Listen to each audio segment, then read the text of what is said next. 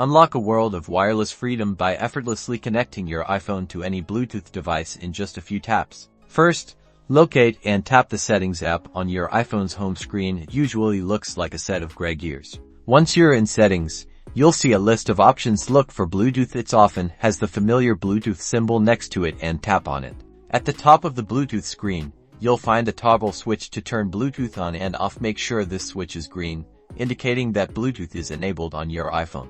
Now, your iPhone will start scanning for nearby Bluetooth devices that are in pairing mode. These could be headphones, speakers, car systems, or even smartwatches. Ensure your Bluetooth device is powered on and in pairing mode. Check its specific manual if you're unsure how.